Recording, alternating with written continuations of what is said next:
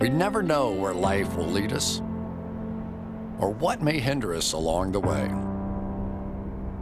But while every day can feel like one big question mark, it doesn't have to.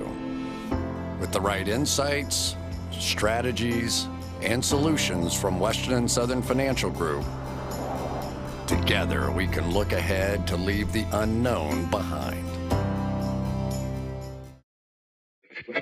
What's Pro Football Focus doing? Last week they had Brady. This week they got Brady. We're literally doing it differently from everybody else. As a matter of fact, moving forward from this point on, I will not make reference to PFF. Ready to get into it? Yeah. All right. We're going team by team. I would be very careful about slinging stones. Am I going to get sued? We got legal on this? I like football season, all the things that go with it.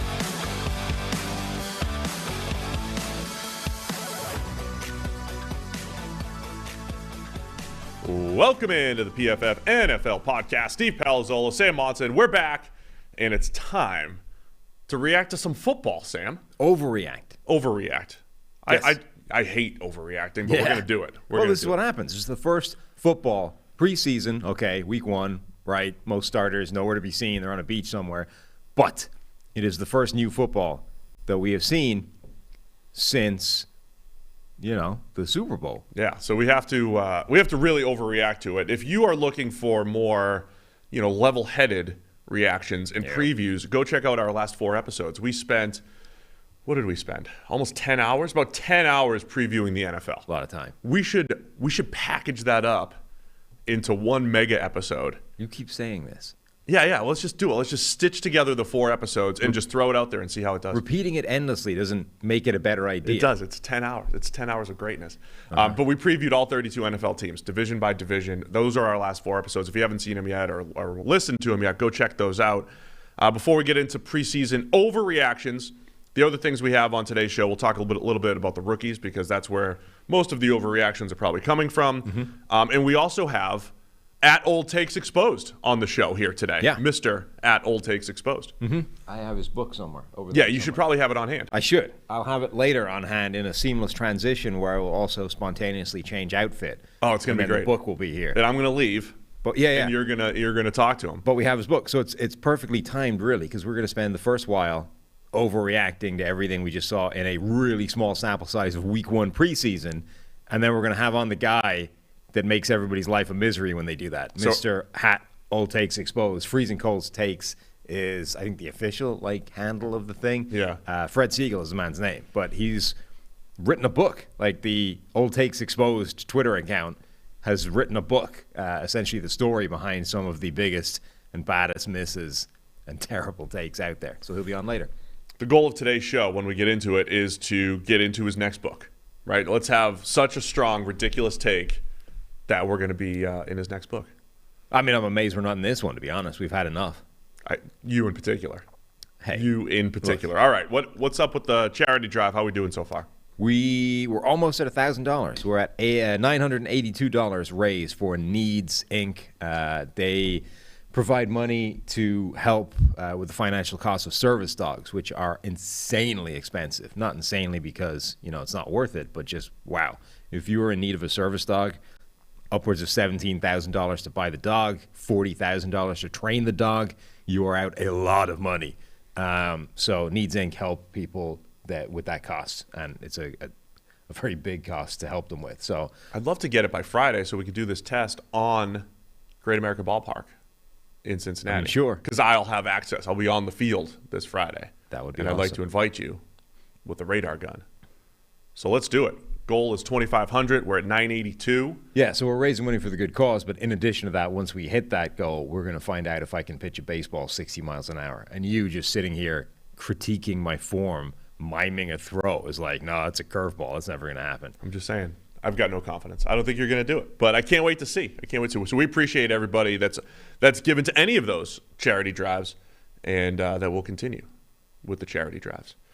Pin tweet at PFF_Sam or the description of the podcast. If you haven't heard by now, Underdog Fantasy is the best and easiest place to play fantasy football this summer. We've all been there in fantasy football leagues. It's Sunday morning. You're digging through news reports, trying to figure out whether to start your stud wide receiver that tweaked his hamstring last week, or you have a player on your team who hasn't been getting in the end zone, Then 1 week he suddenly goes off for 30 points on your bench. With Underdog Fantasy, all the stress of who to start each week is lifted off your shoulders because it's best ball format. Draft your teams before the season starts and get the best score in your lineup each week. Right now, you could draft in Underdog's Best Ball Mania 3. It's the tournament to take your shot at $10 million in total prizes. Plus, Underdog is going to double your first deposit up to $100 when you sign up with the code PFF. Also, if you play 10 of those dollars using promo code PFF, you get a free PFF subscription. Underdog drafts close before NFL kickoff. So what are you waiting for? Head to UnderdogFantasy.com or the App Store, play $10 with code PFF, and draft your Best Ball Mania team today.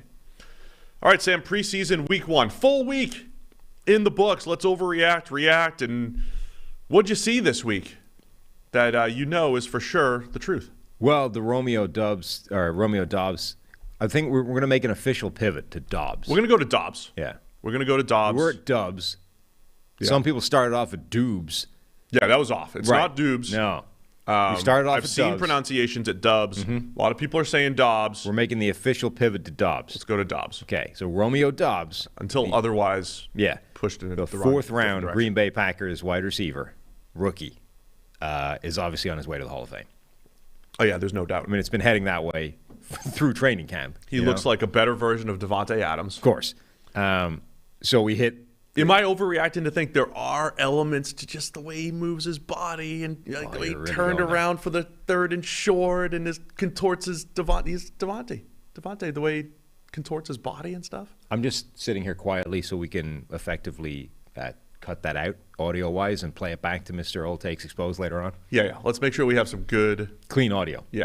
Yeah. So, look, Romeo Doubs has been tearing it up in training camp. Reportedly the best wide receiver in Green Bay, which, to be fair, is not a tremendously high bar to clear, but getting some of the best hype throughout the NFL. We've been talking him up a bit as well. This is the first time we get to see him on the field in semi-real conditions, right? Does this work against opposition? Does this work against other people? And it did. He immediately, the 49ers left him in single coverage, and it was just like, oh, touchdown. Boom, bomb, deep downfield. Had a couple of other nice plays as well. Okay, there was drop pass in there as well.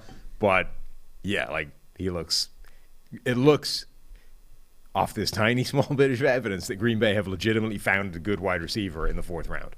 The touchdown that he had, a little slot fade, he looks quick off the line. Yep. He, even in college, I was going back through my notes on him, he's really good at stacking receivers, right? So you just get on top of the receiver and give your quarterback. Which negates a speed advantage. We saw that there's a training camp clip going around where he beats Eric Stokes on a deep pass. Eric Stokes runs a 4.25, and Doubs doesn't, you know? But it doesn't matter because he stacks him, and there's no way of Eric Stokes getting that back, right? You can't, even if you're faster, you've got to run around the guy to get back to in phase and make a play. Stokes he's not going to lose any ground, but he's not going to get it back anymore because Doubs is right in front of him. Doubs did have a wide open drop, which hurt his grade a little bit. But again, I think with the preseason, for me, it's less of, certainly the production grades don't matter a whole lot. It's really about seeing how a guy performed, the places where he performed. Having a bad grade or a good grade on one or two plays is going to skew things in small sample sizes. So I wouldn't worry about the grades a ton. They are a good guiding light, I think, in the preseason, just to say, hey, how did this guy perform? But for me, it's about seeing the skill set. And with Doubs' skill set, you see he had the dig in cut where it just looked so smooth in and out of his break. I think where the questions are going to be, though, now it's about, okay, overall feel. If he truly is the Packers' number one receiver this year, how much attention does he get? Right? I mean, it doesn't mean he's going to go out there and catch 130 passes and be, Davante Adams. No, it doesn't actually mean. It does. That's the that's the show. Overreaction show. Oh, I'm not That's good exactly what's happening. All right, Romeo Doubs going to the Hall of Fame. But yeah, look, we talked about this on the Daily this morning, leading into the show. In fact, talking about Kenny Pickett's preseason debut. It's the first hurdle you need to clear. It would have been an issue if we'd had all this training camp hype for Romeo Doubs, and then he rolls out here in the first real game action against a different team and disappears, and we don't see anything from him. Can't get open, locked down, doesn't make any catches, doesn't make any plays. And now you're like, whoa, what happened there? Where did that go? That would have been concerning. But instead, we've got a continuation of the theme, which is underrated player in the draft, dominating through training camp, now dominates his first preseason game. Doesn't mean it's going to continue into the regular season, but it's like the next hurdle. And then the next hurdle is, well, let's see it again, and then regular season, and then long, it's all this sequence of bars you have to clear, and this is just the next one in the process. All right, let's just follow that up with George Pickens is also going to the Hall of Fame. Yeah. And this is the best wide receiver class of all time. Oh, okay. How about that? Sure. I mean, look, so let's just back up a little bit, right? You're on a real theme of like taking it from 0 to 100 in a rapid space of time lately. You said let's overreact. Let's get in the book. We want to get in the next book. It's the best wide receiver class of all time. This is it. This is the best class. Forget 2014. Forget, what was it, 2 years ago? Forget it. This is it. This is the draft class. You got a fourth rounder like Doubs tearing it up. Of course, everybody above him is going to be great. That's true, yeah. Right? George Pickens. First off, has he found like a flaw in the system? Because he keeps destroying cornerbacks. Yeah. On running plays. I don't think it's a flaw in the system as much as like there's no way. Really quick though, there's no way. So you've got a cornerback just lined up with him. He's like, all right, I'm going to man up with George Pickens. Here's the play. I'm going to cover him one-on-one. If it's a run play, we're going to dance a little bit. And Pickens is like, I know it's a run play. You don't. If I run a route, you're trying to mirror me, but I'm not. I'm just going to take a step off the line and physically abuse you with a little two-handed push. Yeah. So that's the thing. Like the corner's not waiting for that at all. There's usually like an unspoken rule, between a corner and a wide receiver that, hey, if this is a run play, you and I aren't really involved. So let's just take it easy, Let's just have a break here, and we're not on this play. Is that the fire alarm? It sounded more like, when the smoke alarm's doing its test cycle. Oh, okay. Good. It's just like beep, beep. And then there was a fire last Monday morning that we had to report on. Yes. All right. Not in this building, though. George Pickens. Yeah. So George Pickens essentially says, I don't care about that because you're not paying attention and I am. I'm just going to deck you. Yeah. And there's not an awful lot as a corner he can do about that because you kind of have to assume that he's going to run a route at some point. And if he is, he's not allowed to do that. So if he's not running a route and decides to just run up and throw you to the ground, you kind of just have to take it. So is it overrated? I used to think Hines Ward blindsiding people was a little overrated. Well, that's why. So Laquan Treadwell was talked about as one of the best blocking wide receivers come out for years, right? And it was based off a couple of those plays where he cracked back on somebody and just destroyed them. And you're like, okay, those are gimmies, those are layups, and not to mention anything, they're illegal now. That's what people loved about Hines Ward. Now, Hines was in that, especially the old Bruce Arians offense, what the Chris Godwin role and what Larry Fitzgerald did. You bring the wide receiver in tight, and they are legitimately not really a tight end, but they're close. Like they are legitimately a part of the blocking scheme, and Hines Ward used to do that. But people thought Hines Ward was awesome because he would crack back all the time. Now, not a lot of receivers want to do that. Hines was good at it, but I thought, maybe that was overrated. So the Pickens plays that are going to go viral, where he just kills a corner on a run play, are those overrated? Because if the corners, like, they got to get ready, man. If it's a run play, the dude's coming after you. Yeah, I don't know how are people rating them now? I mean, they're just like these viral clips, like George Pickens is a bad man or whatever you want to. So they go viral, they're memes. But like, is anybody looking at that and saying, "Wow, this is the best blocking wide receiver in the league"? Yeah.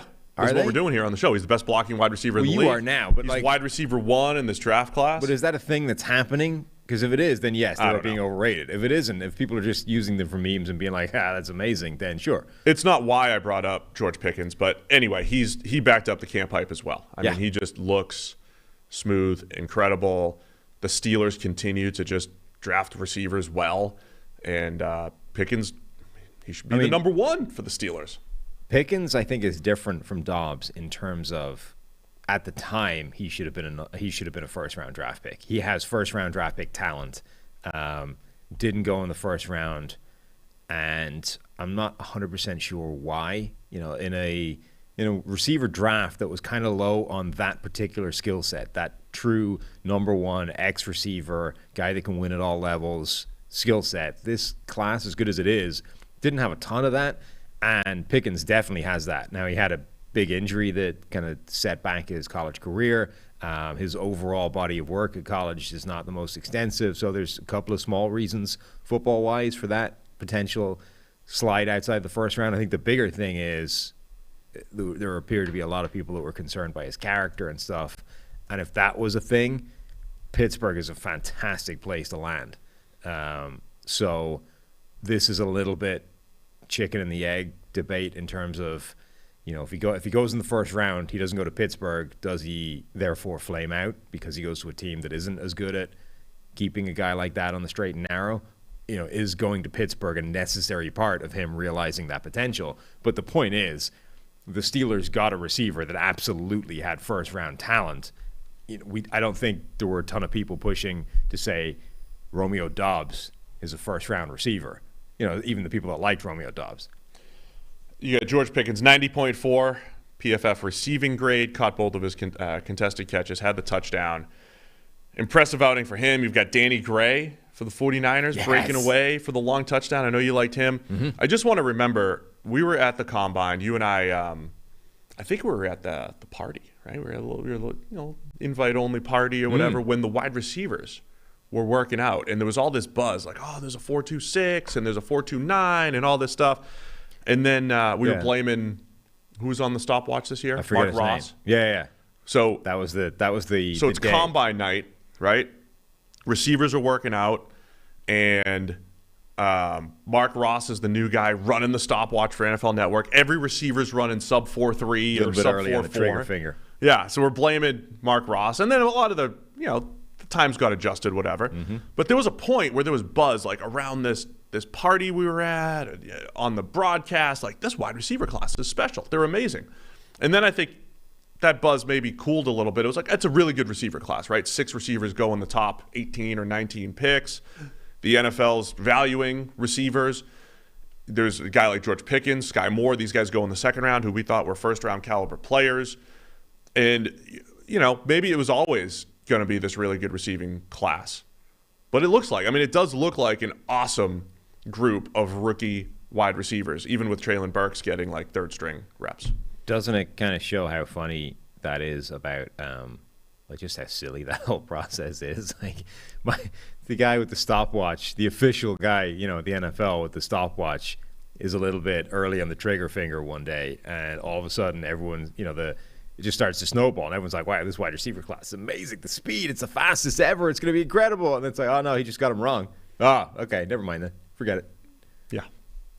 That's what happened. Which is literally what happened. Like, everybody was losing their minds over the speed of this wide receiver class, and therefore speed equals potential. And then as soon as we discovered that actually the new guy with the stopwatch was just a little bit eager, everyone was like, no, forget it then. Never mind. Carry on. We lost the run of ourselves for a second there. Look, I do think... So the official overreaction is this wide receiver class is going to be awesome. Yeah, which I think is reasonable. Which is true, probably. This is a good wide receiver class. And when you look, at the guys that were taken early in particular, obviously people like Romeo Doubs, George Pickens, there are lower down wide receiver rookies that looked very good as well. But almost all the top guys look good. I mean, okay, we didn't necessarily see a ton of all of them. The Traylon Burks thing, where we kind of criticized the lack of involvement there, but he was also wide the hell open early, and they didn't see him. They didn't throw him the ball. That would have completely changed the narrative on Traylon Burks. Drake London had one catch where he got wide open, nice, really classic Drake London play. He looked fast. Running catch, looked fast, ran away from a guy, and then the tackle at the end of it jarred his knee, so he sat out the rest of that game. But really quick, I mean, Drake London was the only guy who just didn't run. Yeah. You never got a time on him, and then he ends up being the number 1 wide receiver picked, number 8 overall against the Falcons. One play, looked pretty fast. Like he looked NFL fast. He looked fine. Never ran, and we were saying like he could easily be a 4.6 guy. Yeah. But what you're seeing is that a 4.6 guy might not be able to run away from a 4.2 corner deep down the field to get open. But if you get him the ball in his hands running across the field, doesn't mean you're going to chase him down. Right. Which is what we saw. Like he was able to get the ball in his hands, long stride, run away from somebody, and wasn't caught. For a while. So he looks plenty fast enough to be effective in the NFL, which is the important thing. So yeah, I think this this wide receiver class looks great. So before we get into another overreaction from you, gentlemen, all men strive for gold in their life, right? Gold medals, gold watches, gold everything. However, there's a certain type of man who goes the extra mile. He walks with the confidence of an eagle and giggles in the face of danger. He's a big, hairless winning machine, and when he unzips his pants, he sees platinum. Don't make that face. That's right, Manscaped would like to introduce you to their best and biggest ultimate hygiene bundle yet. It's the Platinum Package 4.0. Manscaped is the leader in below-the-waist grooming. Now trust them with the whole shebang. Join 4 million men worldwide who trust Manscaped by going to manscaped.com for 20% off plus free shipping with the code PFF. Manscaped's brand new Platinum Package 4.0 is the biggest bundle they've ever offered, giving you a bulk discount on Manscaped's top products. Get 20% off and free shipping with the code PFF at manscaped.com. It's 20% off with free shipping. Manscaped.com. Use the code PFF. It's time you enjoyed the finer things in life and get yourself a platinum package for your platinum package. Make sure that promo code's working. We did have one person say it didn't go through, so we got to make sure that it is available and ready. And if there's any issues, contact customer support over here at PFF. Have you been using the swag that they send over? Some of it. I've got the shirts and the slider short. What do we call them? Sliding shorts. You know the. What? Don't they have? Well, they're really. Forget it. Yeah, the swag. You get the bag. I know you're a big bag guy. I had 3 of them now. Yeah, I probably need to get use rid all of them. Well, I used 2 of them, not deliberately. I just seem to have, used 2 of them. But the third one that I got, but this bundle of swag is now just sitting in the bag. But I did use the shampoo and conditioner, which you would, you say that doesn't make any sense. Yeah, it doesn't make any sense, Sam. I had to condition the beard. Oh, the beard. I wanted to know what the stuff was like, in particular what it smelled like. Is this a nice shampoo and conditioning smelling stuff? And I was like, well, it doesn't really matter that there's nothing up here to shampoo and condition because there's plenty of beard to shampoo and condition. How'd that go? It was nice. It smells good. Yeah. Yeah. You can make your head smell good too, I guess. You could. I mean, it feels like that wouldn't. I don't think that would work that well. Is it color safe? Is it color safe? I got to see if it's color safe. Because if I have to, get rid of some of the salt and the salt and pepper here. Have you not just? I mean, you wouldn't just embrace that and be like, not fully ready to let it go. No, I don't think. Not to give away anything here. I mean, I haven't. We're going gray over here. We're going gray. You're going bald. I'm going gray. People are watching us age. Gone bald. As we go. You've gone. Yeah. Well, at the point where you shaved it like this, you've gone bald. There's no going. There's people out there that have been listening to us for 10 years probably. And just. They don't know. Aging with us. Yeah. It's unnecessary. Now you could argue that's going bald. I am not going bald. I have always had a widow's peak. You are honestly trying to claim that the line that Tyler showed there. Now you see that's gone bald. Disappeared. Yeah. You are honestly trying to claim that hairline is exactly the same place it was when we started this podcast way back in the day. That's pretty close. You don't think that it's retreating back across your head like Napoleon's armies? I mean, maybe the same way like a shoreline erodes. Yeah, exactly the same way. Slowly over time. Yeah, the way the shorelines erode and then like those cliff-top houses just... I think I'm good till I'm about 70. Yeah. I got 30 more years of a lot of hair. That's all right. That's fine. Old takes experience. Let's see. Exactly. Let's see how that goes. It's overreaction season. All right. Give me some more preseason overreactions here, Sam. Baker is dialed in. He's pissed off. He's got a chip on his shoulder. He's about to blowtorch the Cleveland Browns in week 1 and maybe the rest of the league. How did they set up the schedule? Because Russ is going to Seattle week 1. How did they set this up? I don't know. All of the iterations. You've got Baker Mayfield facing the Browns. I kind of feel like this time it was just luck. But remember, like way back in the day, the old commissioner, Bert Bell, used to do the schedule himself on his dining room table. Oh, really? Every year. I did not know that. Yeah. And so he had like whatever the standard constraints were, that like these are the games that have to get played and blah, blah. And then like the other games, it was just like him by feel, with cards like on his dining room table, just being like, oh, that's fun. It feels like in order for this to happen, that's what must have gone on, but I don't think it did. I think we just got lucky, and now we're going to see Baker against the Browns in week 1. and Russ going to Seattle. Yeah. Is that Monday Night Football, too? I think it's in prime time, the whole thing. Anyway, Baker back and feeling good and ready to go. Yeah, he looked good. They put up points early. He extended some drive. Had a couple of plays on third down that kept the drive going. We didn't see a ton of the first-team wide receivers with him, but Robbie Anderson was out there for a few plays, got one target, was 35 yards downfield. So, again, I think we're going to see Baker Mayfield try and recapture the Robbie Anderson deep threat stuff that basically disappeared last season. Darnold came in, looked fine, got a touchdown to Rashad Higgins, but I think this is a pretty clear declaration that Baker is the number one quarterback there. Matt Corral got the end of the game after P.J. Walker, so the fourth quarterback to play, went 1 for 9. Technically, I think led a game-winning drive because there was a couple of Washington penalties, but effectively looked like he's not a factor in this quarterback, decision. So it's Baker versus Darnold, and Baker looked good. Yeah, he's a good quarterback. He's a good quarterback. He's a good NFL quarterback. He should look good in that. Hot take. Maybe you ready to? Did you go over or under on the Panthers? You ready to go over for sure? I think I went over, didn't I? I don't remember. It was part of our really 10-hour mega episode. Yeah, coming out on Thursday. No, it's not. Look, but with Sam Darnold, was he trying to make a statement saying, "Look, I'm going to throw a touchdown to Rashard Higgins. You thought this was your boy Baker. Guy. I am going to, establish him for myself." That was Darnold's play there. Yeah. We should talk about all the rookie quarterbacks at some point. Maybe just later in the show. We'll talk about all their debuts because Corral was not great. But look, if Baker Mayfield has one of the two good seasons that he had, 2018 or 2020, low 80s type of grade, wasn't without flaw. There weren't ebbs and flows in those seasons that were bad. All that stuff happened. But if he has one of those seasons, the Panthers could be a playoff contender. I don't think they're a bad roster. Remember, this is the importance of a quarterback, right? They don't have a trash roster in Carolina. I don't think with an average quarterback they look like a playoff roster.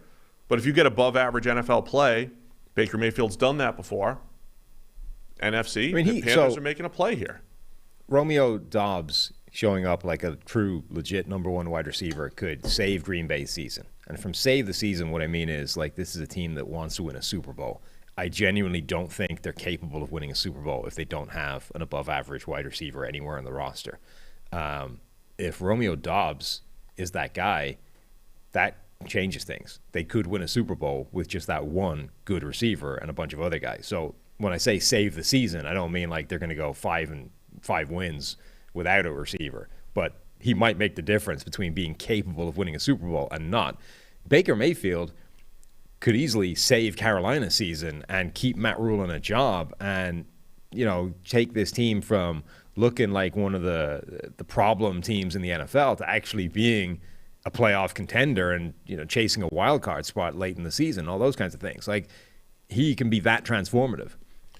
By the way, we mocked George Pickens to the Packers a bunch. Yeah. Throughout the process.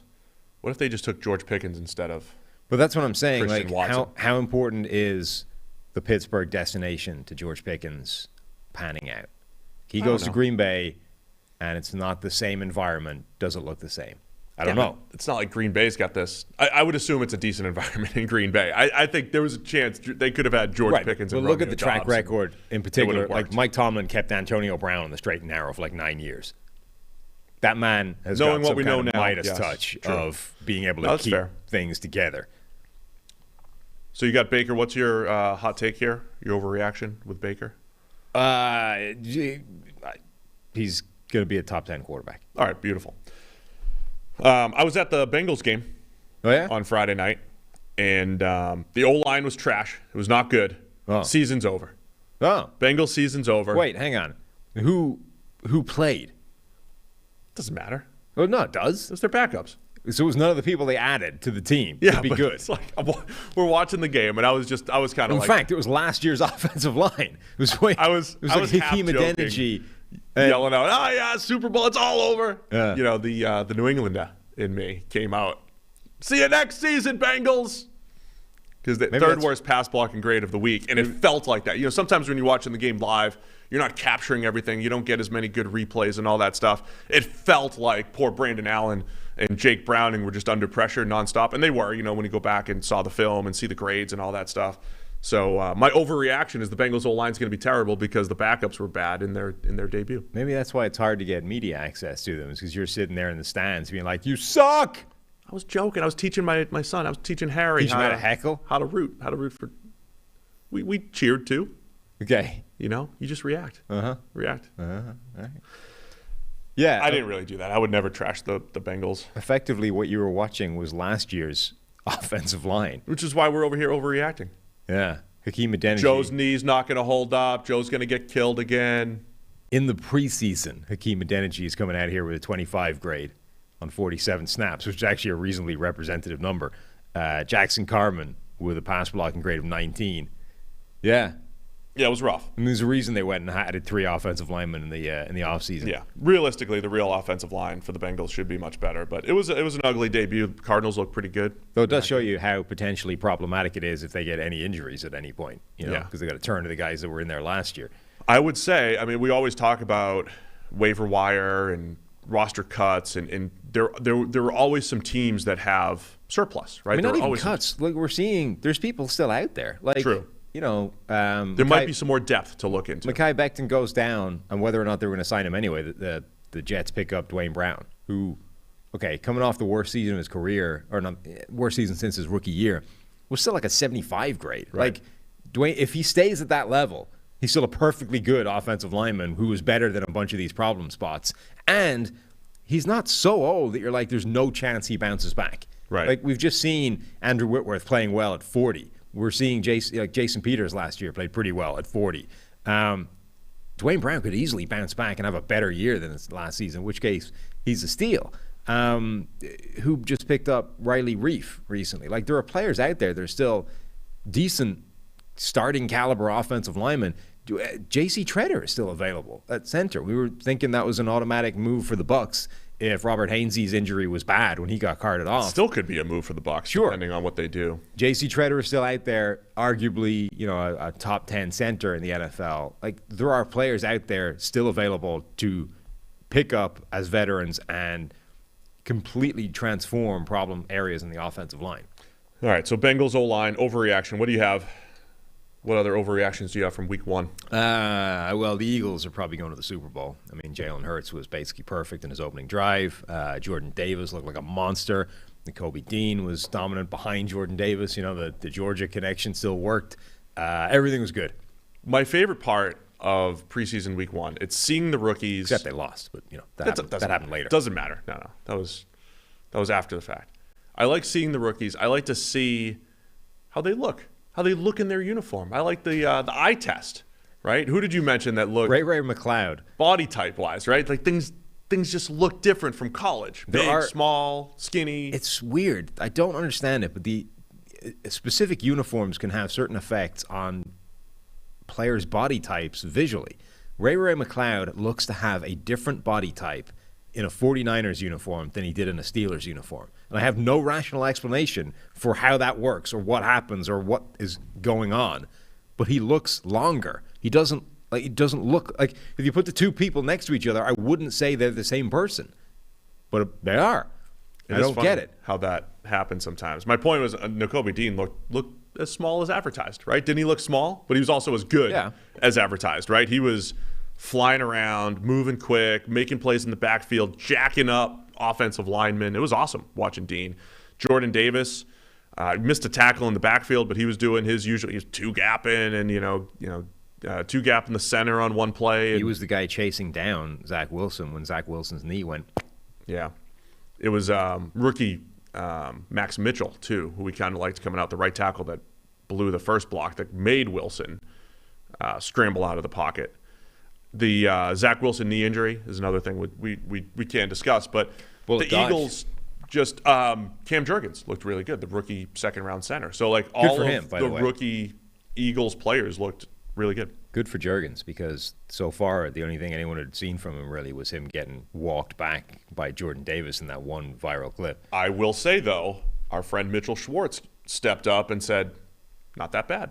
Also, it went viral, but the dude, the ball's going to, Jordan Davis didn't get to the top of the pocket in that viral clip until about 3.5 seconds. And also, Davis came out and defended him he was asked about the clip in a press conference, and he was like, I hate that went viral because, he's more than held his own through training camp. Like, he's got me on plenty of reps as well, and, he doesn't deserve that. Like, okay, even if that was a lie, it's a great answer because that's being a great teammate.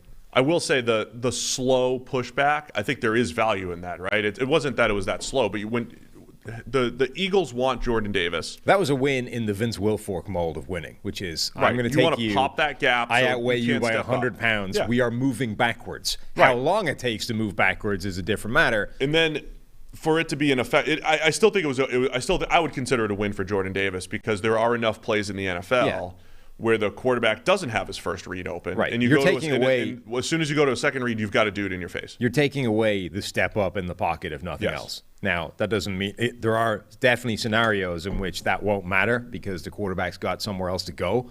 But you're doing what that guy is supposed to do, which is eliminate that area of the pocket. I will just say, let me just piggyback on your overreaction that the Eagles are going to the Super Bowl or whatever. Jordan Davis, Trayvon Walker, the two incredible athletic specimen from Georgia, both of those guys who had production questions. Jordan Davis never played over 450 snaps. Trayvon Walker was never really a dominant pass rusher. Both guys look like they're going to be effective NFL players so far. I mean, the overreaction. Both guys, they're hits, right? They're awesome. The athletic freaks. Let me just do this the right way. Yeah. Trayvon Walker and Jordan Davis. To camera, please. Are awesome. They're going to be two of the best players in the draft class. It doesn't matter what their college production was. They're going to do it at the NFL level. They both look great. Mm-hmm. How's that? Great. Mm-hmm. Perfect. Yeah, Zach Wilson dodged a bullet with the knee thing. It looked very much like he popped an ACL. I didn't think it looked that bad. He didn't look that hurt. So what do we got? A meniscus tear and a bone bruise. Yeah. Week which is not insignificant. I would imagine. I don't think he's playing week one with that. It's probably Flacco's team here. The live chat has sounded off on whether I can throw a baseball 60 miles an hour. 57% of people say no way. A lot of no ways. 42% of people say yes. I mean, obviously the 42% are right. No, I think the majority's right here. No. I believe the majority is correct here. I don't think that's true at all. Anyway. If Zach Wilson had blown his knee and the Jets were the next team to trade for, they're like, the Jimmy Garoppolo fit just made so much sense. Would've happened. Still might make sense. Who knows? But Jimmy Garoppolo, same scheme, old coaches there and all that stuff. Would the Jets all of a sudden be like a contender? No. Because you've got a Zach Wilson. Zach could be good, but it's a question mark. But if you had Jimmy Garoppolo to that good offensive line, same system, good group of receivers and tight ends. We spent all offseason talking up all their roster moves. Doesn't that feel different? It is different. It's not like the difference between where they are. No, stop it. They're in a division with the Bills. I'm not saying they're winning the division. Like, they're competing for a wild card spot. They're maybe in the playoff hunt. In the hunt. In the AFC. Like, remember what conference is. Yeah, I'm not saying they're winning the Super Bowl. I am saying Jimmy Garoppolo. You're saying they're a contender. That's what a contender is. A contender for a playoff spot. You mean, are they on the in the hunt graphic in like week 16 and 17? Yeah. Maybe. Yeah. But if they are, it's like and now they could be, but we don't. But Zach Wilson's got to play a lot better. And by the way, before he got hurt, man, he just threw an interception right to Kaiser White. He didn't look good. So it's a really weird dynamic because if his knee was gone, if the ACL was gone, which it isn't, and they traded for Jimmy Garoppolo, so you're sort of like, well, okay, if you lose Wilson for the season, what do you do? You're the Jets. Do you trade for Garoppolo, which makes so much sense, or do you sort of sacrifice the year and whoever's on the roster, that's our backup, let's go. Joe Flacco season, Mike White season, that's what we're doing here. If they'd done that and they'd stank and they were in position to draft a quarterback at the top of the draft, you probably can't turn one down for Zach Wilson based off what you'd seen, which is one terrible year and then an ACL injury. On the other hand, if they bring in Garoppolo, that's probably a one-season thing, and he keeps them good enough that they stay out of quarterback contention, so Wilson gets like another shot at it. Now you're in a position where Wilson gets hurt. It's not catastrophic. He'll probably miss a little bit of time to start the year, and then he's under big pressure right away to come in and be good off the back of a knee injury. tough. I mean, as much as they've done a great job building around him, like the situation that Zach Wilson is in is not fun yet. Yeah, I mean, I hope he comes back. I really just want to see him play and see if he can develop. Again, the handful of throws the other day, a handful of plays, but still didn't look great right off the bat. But last year he looked awesome in the preseason, so maybe he's going to flip that script. All right, we'll have a couple more overreactions. But first, football fans, join the next generation of fantasy football with Rainmakers Football, the first ever NFT fantasy game from DraftKings. It's the only NFT fantasy game licensed by the NFLPA. Now you can play all season for millions of prizes by building the ultimate NFT franchise. Right now, everyone can get their first full roster starter pack for free. Playing Rainmakers is simple. You buy, sell, bid, and win player card NFTs of the biggest names in the game through regular drops and auctions at DraftKings Marketplace. Craft lineups of athletes from your NFT collection and earn points for touchdowns, receptions, and more, just like daily fantasy football. Build your NFT franchise and enter free Rainmakers football contests all season long to compete for millions in prizes. The next generation of fantasy sports is here. Download the DraftKings Daily Fantasy app now. Sign up with promo code PFF. Click the Rainmakers tile, and opt in to get your first card for free. Plus, play for millions in prizes all football season while building the ultimate NFT fantasy franchise with Rainmakers Football. It's promo code PFF. Build, play, win only at DraftKings. Contest entries dependent on type and number of NFTs held. Eligibility restrictions apply. Void where prohibited. See DraftKings.com for details. Any other overreactions we have here? Oh, I got it. It's my turn? Sure. Chiefs are going back in time. The Chiefs offense. I formation. They're running with a fullback. The Chiefs are going old school offense, man. I don't know what the overreaction is other than we saw a completely different looking offense from the Chiefs. They're going fullback, play action, over routes to Travis Kelce. They're going 21 personnel. That's 2 backs, 1 tight end, 2 wide receivers. Whole new Chiefs offense. Forget the spread and pass first. It's going to be a run first, I formation Chiefs offense. They're going to replace Tyreek Hill with a fullback. See how it goes. Yeah. That's what they're doing. Okay. Also, the Isaiah Pacheco hype continued. He looked good. What was he?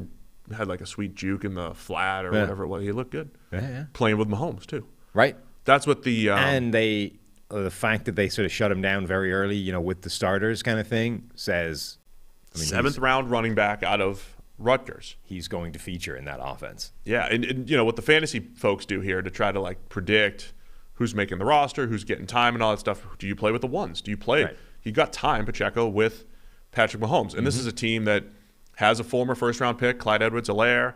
They brought in Ronald Jones this offseason. They have Jerick McKinnon. Those are decent. Those are good options at running back. So for Pacheco to be even have those kinds of opportunities, he's wearing number 10 too, right? Yeah. He's the Tyreek Hill replacement. He's the Tyreek Hill replacement.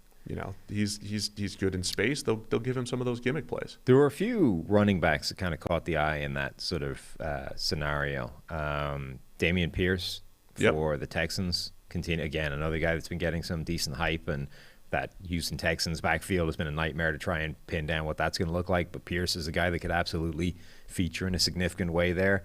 Who else showed pretty well? Rashad White for the Bucs. Running back from Arizona State came out. He did a nice job catching the ball out of the backfield as well. Brian Robinson Jr., the Alabama running back that's now in Washington. The grade won't be great, but more importantly for him, Antonio Gibson fumbled really early. Yeah. So Robinson immediately got a bigger workload than I think he was going to get in that game. And, had some reasonable production, looked okay. I think he's going to end up challenging that starting job, if for no other reason than Gibson's, they're sort of losing faith with him as opposed to Robinson looking amazing. So there's a lot of these young backs actually they're sort of continuing their shot of looking decent. All right, so Chiefs going old school, I formation, 2 back, whole new offense for Mahomes and Andy Reid. What else do we want to overreact to? We did. This is not an overreaction, but we broke down the Kenny Pickett debut in the NFL Daily. So go listen to that. But the short version of the short version is he got rid of the ball quickly. The biggest concern anybody had from Kenny Pickett is, can he play at the NFL speed given the process that he had in college? And he did. Now, there's still a world between what he was asked to do in that preseason game and what he's going to have to do in the regular season. But again, first hurdle cleared.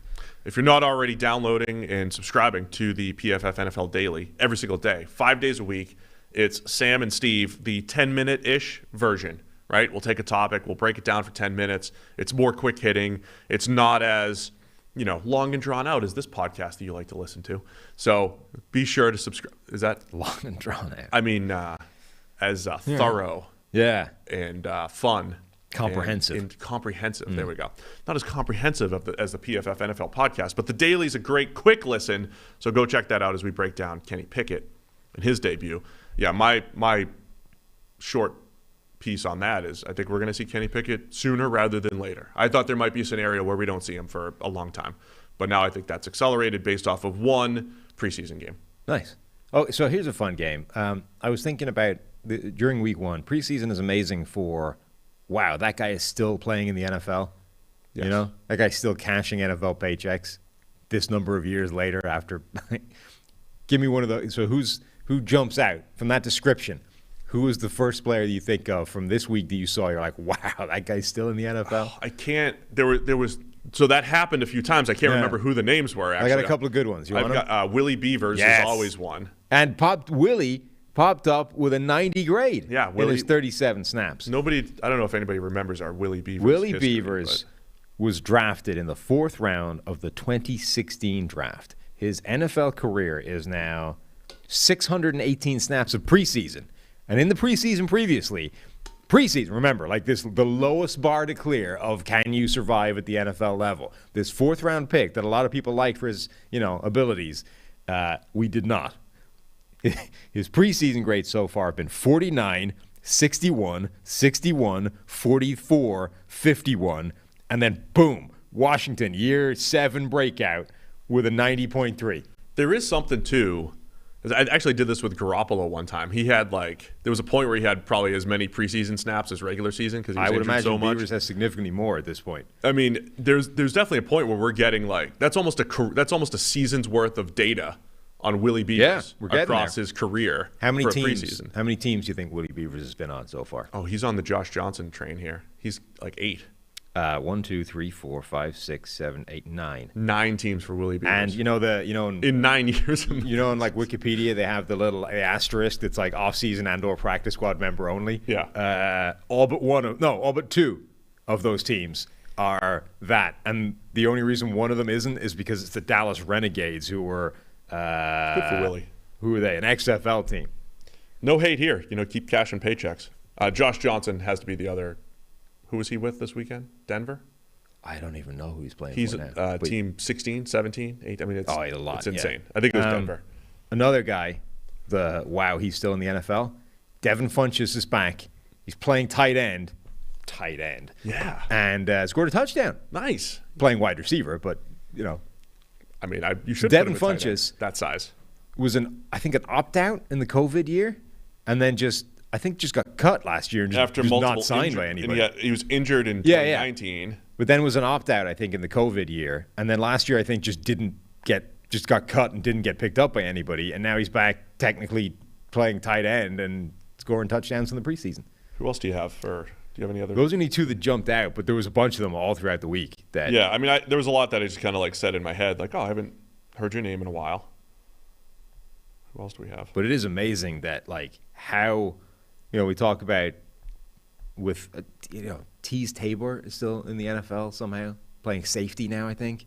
It is, you talk all the time about how it's very hard to get booted out of the league if you're a former first-round pick or whatever. Oh, yeah. But at least in terms of preseason, it's actually quite hard to get booted out of the league permanently generally. You may never – your time featuring in real games may be over, but you'll get picked up every year for a training camp spot. You need, I mean, they need a lot of bodies here. They need people to practice and play. And particularly when people are not playing starters in preseason anymore. You literally need bodies to just go out there and take a beating in 200 fake snaps so that we can all get to the real football.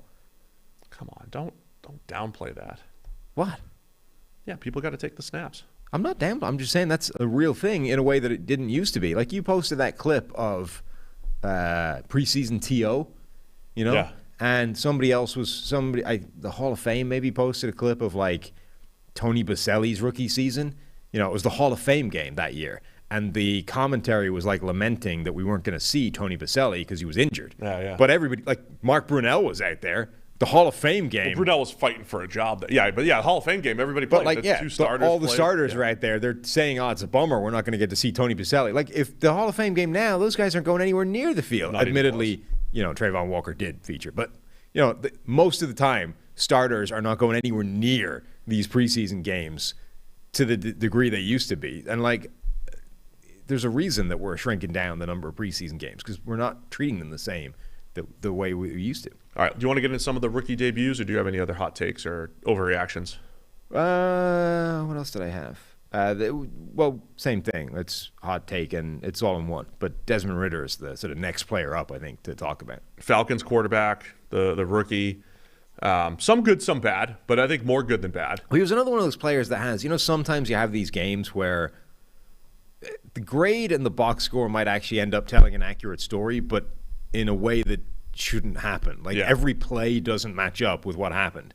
So Desmond Ridder had a play where tossed the ball straight to the defense, and it didn't get counted because it got negated by a really bad roughing the passer penalty. And the roughing was after the throw. It didn't affect the throw, really. No, it was after the throw. And it was a guy getting pushed into him. Yeah, it was by late. his own player. Sorry to interrupt. But it was late and way inside on a deep out. Big no-no in the NFL. Pick six potential coming out of Terrible that. interception. Didn't count. Terrible interception, negated by a play that was pretty dodgy as a call and didn't affect the throw anyway. So really bad play, doesn't show up as an interception. But then he also had a bunch of really nice plays that were dropped. So it's kind of ending up where the box score is sort of doing the right job, but every single play is not representing what it should on an individual level. But generally, I mean, he showed that he was able to, take command, execute the offense, deliver the ball, generally to the right area, had the really bad mistake, was athletic, was able to get around and move. And look, Marcus Mariota looked good in his first drive as well. But good touch from Ridder. I thought, he had some good throws. Yeah, but in this world of how soon are we going to see any of these rookies? And sure, Marcus Mariota is going to be the starter on merit, but I think Ridder is looking like he can get on the field at some point.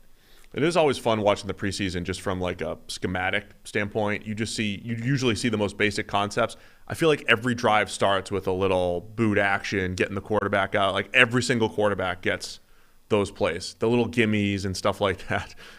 Ridder had a bunch of those, but they were rolling him left a bunch of times as well. You don't always see that for a right-handed quarterback. He was rolling left, making some throws there. So I think it was a good debut for Desmond Ridder, the former University of Cincinnati quarterback. And then Deshaun Watson did play football for the Cleveland Browns. I was on Ari Meirov's show, our friend at PFF here, and he was saying the NFL was really hoping to get that 1 year suspension in time before the preseason. Because if you're suspended for games, a number of games, you could play in the preseason. If you're suspended for a whole year, it's it. Whole season's done. Obviously, that appeal did not go through in time, so Deshaun Watson played, but there's still a chance he's going to get suspended for the entire season, and then we'll just not see him till next year. Yeah. But he played football for the Browns. Yeah, Florio was talking about that before that game on that day, that he was saying there's a chance that appeal ruling comes down, in the couple of hours before that game because of that reason, so they can essentially prevent him playing football at any point during the year. Didn't happen, so he did go out there. Didn't look good. Yeah. I had on the NFL show, and they had Willie McGinnis was one of them. I forget it. It might have been Thomas Davis was the other guy there. Rusty was the word they were using. It's I guess that's one way of describing it. He went 1 for 5 on his drive for 7 yards. They didn't go anywhere, and that was it. Yeah, you can't really glean much from. He was getting heckled from the stands. If he does play this year, that's going to be a thing. They're going to get he personally and the Browns generally are not going to be feeling, I think, a whole lot of love from the stands, particularly on road games. Are there any other players historically in the NFL that would have that sort of negative reaction everywhere they go? I don't think so. Yeah, I try to sort of cast my mind back to what it was like, right after the Roethlisberger thing. I don't think it had that I don't think it was that as bad as what we're talking about here. No, I mean, as far as connotation and what people. Yeah, I'm sure Ben's booed.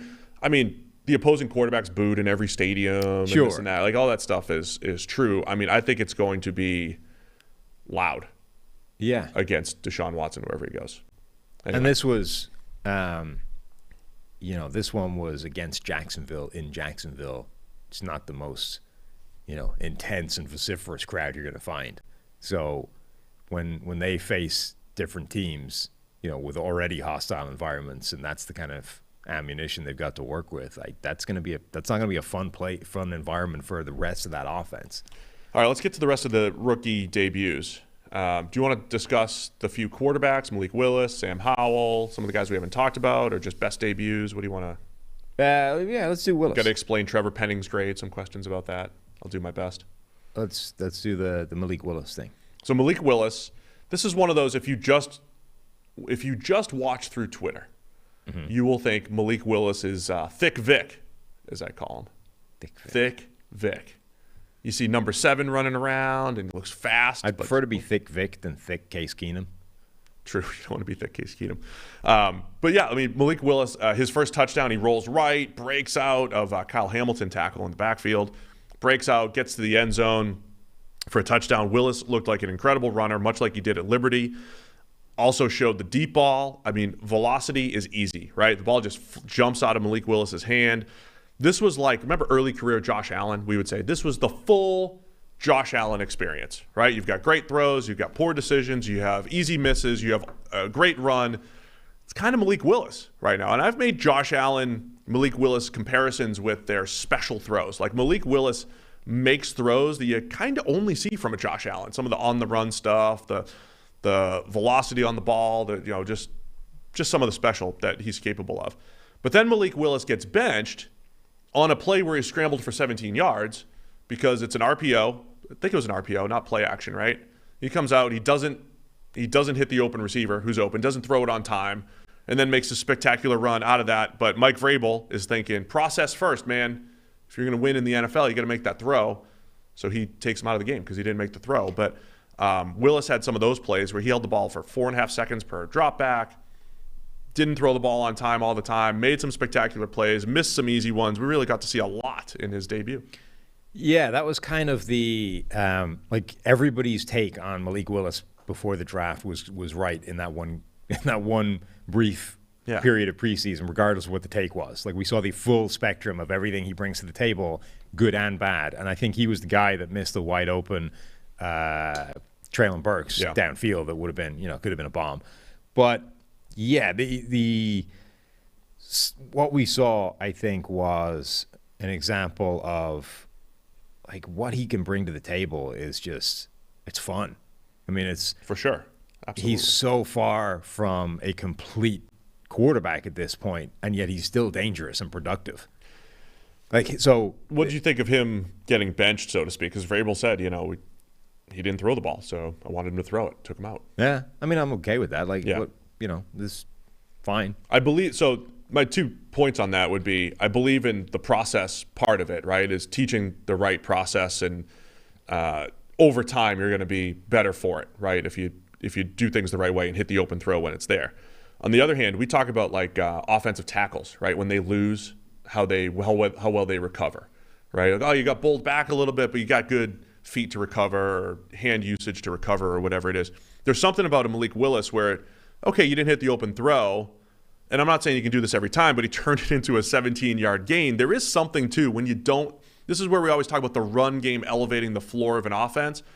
If you're not always throwing on time or you do have an accuracy issue or whatever it is and you're going to miss some throws, you can offset that with special athleticism and a scramble here and there to offset things. There's something to that with a Malik Willis, which is intriguing. Guys that can do it an unconventional way but still have some success. Yeah, so his grade on first read plays was 72, 76 as a passer. His grade on anything beyond his first read was down at 47. Now look at you. Including good data. Including the scramble stuff. So including plays where you managed to fix it with something good. Yeah.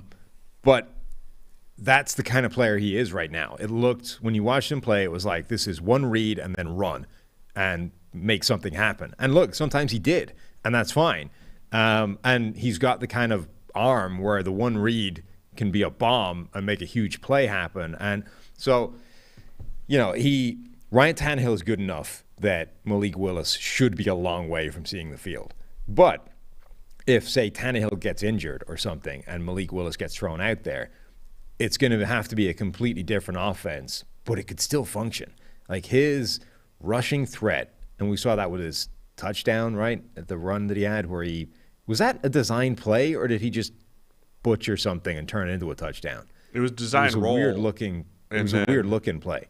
I don't know why he aborted. But his ability to run in, just to make runs like that happen and make the kind of cuts and power through people, like he's a really good rushing threat and with an arm. I think he's a great example now of the kind of quarterback that a lot of people unfairly label athletic quarterbacks as this one read athletic guy that, is all about the rushing and blah, blah. Right, like that's not Lamar Jackson. Right. It's the sort of, he's the trope. He's the classical stereotype of what that quarterback, of what people say all those quarterbacks are.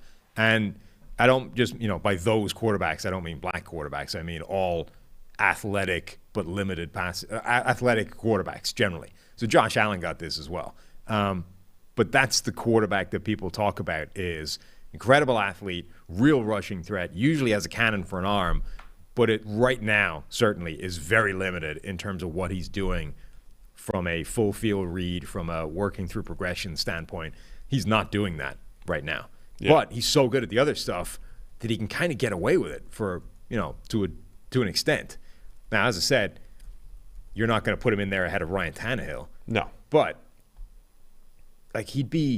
so if you put Malik Willis on the Seahawks, like we were considering in the draft, sure, 9 overall, right? Exactly. He's not going to beat out Ryan Tannehill for a job, but against Geno Smith and Drew Lock, which guy would you want to put on the field in week 1 if you're the Seahawks? Honestly, even with what he's doing right now in terms of it's one read and run, it's still maybe a higher upside. Well, then the question is, if you want him to maximize his potential, you want him to work to multiple reads, right? Sure, you want him to do better. But exactly why Vrabel benched him. Where do you learn that? Right. Do you learn that better on the bench? Do you learn that better in game action? It's a fair question. Well, that's the thing is, in today's NFL, I forget what the game was, but they were saying, we're preseason week 1, and whichever team they were talking about, they've had 7 padded practices. Yeah. 7 practices so far by preseason week 1 where they've had pads on, full pads. That's insane. It's not insane. This is just the way of the world now. That's how teams used to be 2-a-days. Exactly. Pads, right? For weeks at a time. Yeah. That's how teams are restricted to now. That's how teams are dealing with this world of the new CBA and limited contact and all these kinds of things. So if you have a quarterback like Malik Willis, who has incredible potential, but is this far away and is this different from a sort of prototypical NFL quarterback right now, do you even have the environment for that guy to get from where he is to where he needs to go without just throwing him out there and saying you need to learn on the job? Because he's probably never getting that shot because Ryan Tannehill's there. So unless Tannehill breaks a hip. Unless there's injuries, yeah. Right. Unless Tannehill gets injured, gets shut down for whatever reason, you're never going to reach a point where Malik Willis earns, quote unquote, that chance to go out there and learn on the job. So preseason may be his only shot to learn that. They don't have enough practice time to dedicate to him getting better, with those reps. So quarterbacks are in this really tough situation now where I don't know how you develop a flawed but talented quarterback from the bench anymore. I'm literally trying to don't think know. off the top of my head. Is Jimmy Garoppolo the last guy who sat for multiple years and then became a starter? For multiple years. Jimmy Garoppolo was drafted in 2014. He started 2 games in 16 and then got traded in 2017, started 6 games. So by the time he became a full-time starter, he had 8 starts under his belt, 8 or 9 starts for Jimmy Garoppolo after years of, a few years of sitting on the bench and basically just playing in the preseason. Jalen Hurts had 1 year basically, but he started late in his rookie season. Jordan Love is going to be the next test case, right? And he was up and down. Yeah. He's in year 3 right now.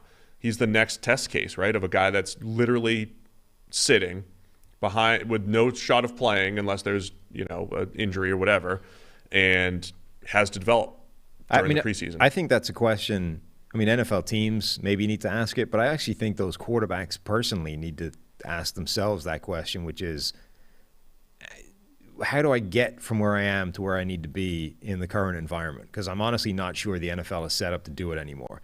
And we talk all the time about who's responsible for Josh Allen, Josh Allen becoming what he became from where he started, because that's a similar development arc of wildly inaccurate scattergun approach, needed to go a long way from where he started to where he ended up. Yep. And do you credit Brian Daboll? Do you credit Josh Allen himself? Do you credit the quarterback coach? Do you credit the personal, independent guy? Is it Jordan Palmer? Jordan Palmer. So worked with. Like, who do you credit for that? And it's probably a combination of all of it. But if you're a Malik Willis or a quarterback like that is, clearly has the tools to be a starting quarterback, but is a long way from the stuff that he needs to be doing.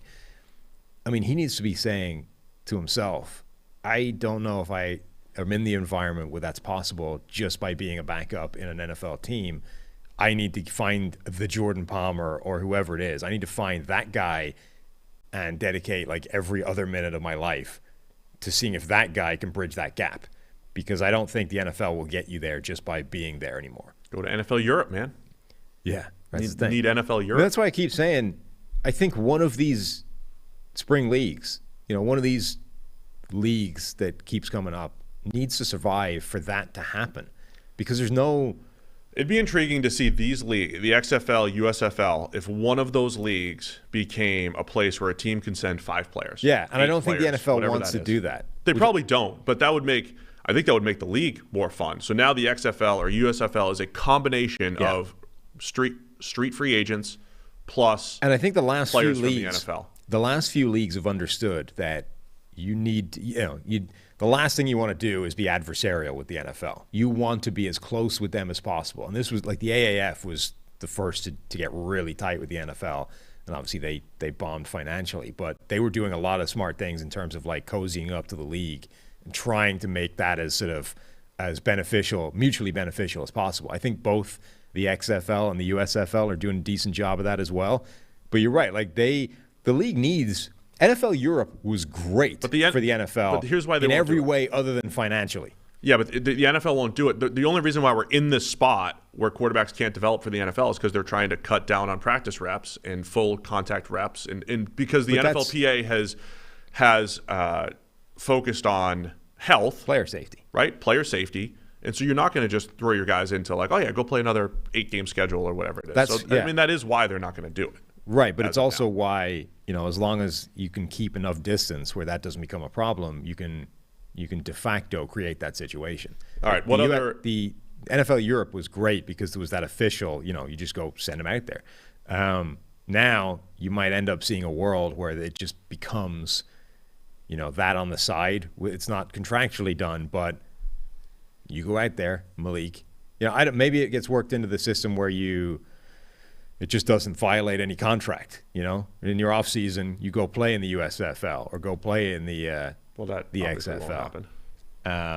Because unless the NFL figures out a way of getting guys like Malik Willis playing time, I'm not sure we're ever going to see those guys develop the way they potentially used to be able to.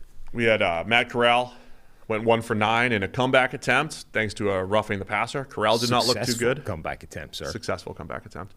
That's a game-winning drive you're looking at right there. You were impressed with Sam Howell? I was not.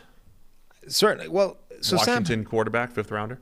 Sam Howell, I don't understand how he's so successful as he is running the ball. Yeah, and it's because he spent 2 years at North Carolina as a good pocket passer, right? He was very good as a true freshman. He was throwing the ball all over the place. He had good receivers too. And then last year with North Carolina, we talked about this during the draft process, passing, not great, was not good in the pocket, was holding the ball too long, less accurate, but he was running like a fullback. He was running like crazy, and they were running the offense through Sam Howell, the runner. And I thought week 1 with the Commanders looked the same. We talk about Kenny Pickett processing and getting rid of the ball. Sam Howell was slow. I mean, he was patting the ball every single drop back, basically.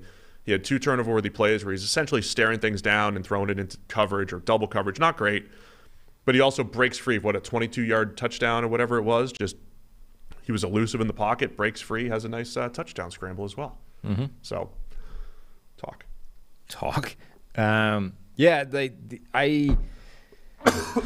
because everybody's choking's coming back. Oh, I see. Because everybody is expecting some kind of Carson Wentz meltdown at some point. Again, in the spectrum of does he have a chance to see the field at any point? I think you're expecting a Carson Wentz meltdown. Yeah. Just realistically, is Carson Wentz going to be worse than Taylor Heineke last year? No. Okay. Over a season. Yeah. But over a 3-game stretch, maybe.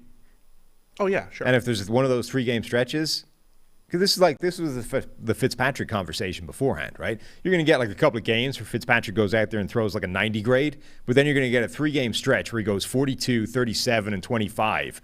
And at the end of that 3-game stretch, do you have the intestinal fortitude to say, no, we're going to come back up and we're going to average out at 70, and that's what we need? Because it would have been very easy. It would have been hard for the head coach at that point to go, no, we're sticking with Fitz. Particularly, rewind a bit, and you're coming off the season where Taylor Heineke almost takes it to Tom Brady in the playoffs.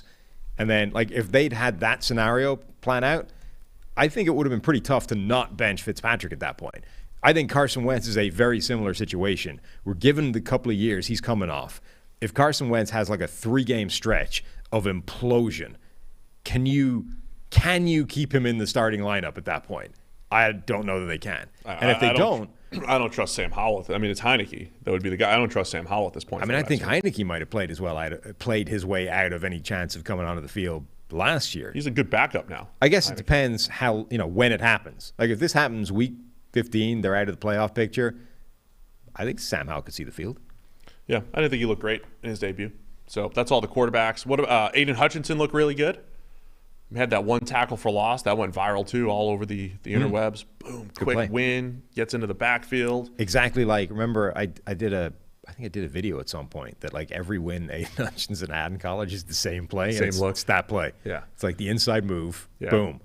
And that's the interesting thing, right? J.J. Watt he had a lot of J.J. Watt won a lot of different ways, but he always had that quick arm over but it never stopped, right? People didn't necessarily figure it out. They'd have some games where teams would stop it better.